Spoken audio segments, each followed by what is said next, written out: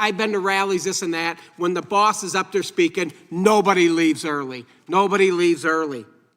I tell you why, because there was never a call to violence. There was never a call to violence or a call to storm the Capitol. That was something the militia groups are craving and created on their own. The Oath Keepers, Proud Boys, Antifa, 3%ers. Bad actors that day. Gotta say it, bad actors. Imagine a crisis where everyone agrees something went wrong, but no one agrees who failed or why. Now imagine a report meant to explain it, but it spends more time assigning blame than tracing decisions. That's the tension at the heart of this moment. Not a shouting match, not a viral clip, but a quieter accusation that the system protected itself. In this hearing, Representative Troy Nehls isn't relitigating personalities.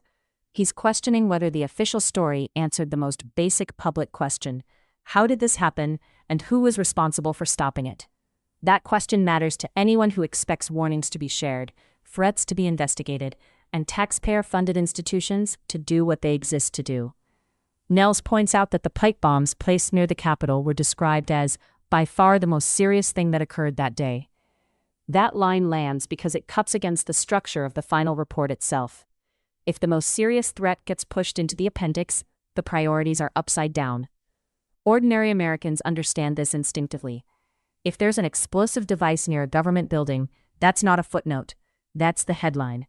Yet Nehls notes it's mentioned only a handful of times, while enormous resources were deployed elsewhere. This is where accountability blurs into bureaucracy. The intelligence existed. Assistant Chief Pittman acknowledged warnings about violence and Congress as a target. But those warnings didn't reach officers on the ground. Officer Harry Dunn testified he received no such alerts and believed the day would be peaceful. That gap matters, not politically, operationally. First breach. This entire document is about Donald Trump. It's about blaming Donald Trump. Donald Trump commanded, he ordered his followers to go to the Capitol to storm the Capitol. I find it interesting because the first breach occurred 20 minutes before Trump's speech ended. Why would Trump supporters leave a Trump speech and breach the Capitol grounds before the speech ever ended? I've been to rallies, this and that. When the boss is up there speaking, nobody leaves early. Nobody leaves early. I tell you why, because there was never a call to violence. There was never a call to violence or a call to storm the Capitol. That was something the militia groups are craving and created on their own. The Oath Keepers, Proud Boys, Antifa, 3%ers. Bad actors that day. Gotta say it, bad actors. They were acting alone and not listening to Trump. Stuart Rhodes stated that if Trump didn't do what they wanted, they would have to do it themselves. The January 6th resulted from a gross failure of intelligence, not the actions of Donald Trump. Capitol Police Assistant Chief Yogananda Pittman was in charge of the Intelligence Division of the U.S. Capitol Police in days leading up to January 6th and produced a report, the January 3rd Special Event Assessment, and stated, quote, Congress itself is the target on January 6th, and, quote, protesters may be inclined to become violent, and, quote, there have been some worrisome calls for protesters to come to these events armed. Another quote, the sense of desperation and disappointment may lead to more of an incentive to become violent, end quote. Even worse, Pittman testified to the Senate that she had shared the appropriate intelligence with the assistant and deputy chiefs of the Capitol Police, which is unconditionally false.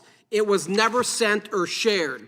Why can I say that? I can say it with certainty because if you look at Officer Harry Dunn's testimony in the previous committee, he states that he believed that January 6th would just be like any other day. He had no independent reason to believe that there would be violence. And in his own words on July 27, 2021 testimony, Harry Dunn stated he thought there was going to be peaceful protests and received no threat warning from the chain of command. So the question is, who lied? Harry Dunn, you're lying, or Yogananda Pittman, who's got a nice job. Pelosi gave her a nice job there in California. So now we know why the Capitol Police was so ill-prepared. We know why. Assistant Chief Yogananda Pittman never shared the intel. Now let's talk about the deployment of the National Guard. In order for the Capitol Police to request outside assistance, the 3 members of the Capitol Police Board must declare an emergency. But this wasn't done. It wasn't done until very late. Isn't it interesting there is not a single word in the report from any of the 3 voting members on the board? How could there not be?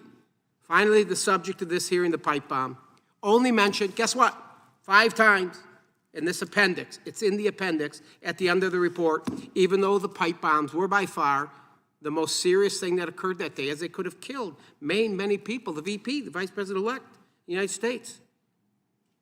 The previous committee, nor the FBI cared. They didn't care about it all. Understand the effect of the discovery of the pipe bombs in the timeline. The first pipe bomb was reported to law enforcement at 12:42 p.m., which drew half of the police away from the Capitol building. The officers began arriving 2 minutes later at 12:44. Then the bike rack perimeter is breached minutes later at 12:53. Now that security at the Capitol has been softened. It's smart. This was organized. This was an operation, folks. And then at 12:59, 6 minutes later, Congress convenes to certify the election. It's very interesting that the pipe bomb is reported just minutes before the joint session convenes. Here's the key the American people need to understand. The FBI, Patel's FBI, didn't get any new information. No new information to find the pipe bomber.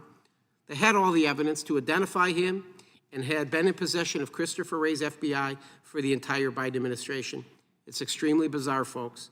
It's bizarre because the January 6th investigation was the largest and most extensive in the history of the FBI. This is the article. The Wray FBI aggressively pursued and charged nearly 1,600 individuals in all 50 states, including elderly individuals who committed no acts of violence.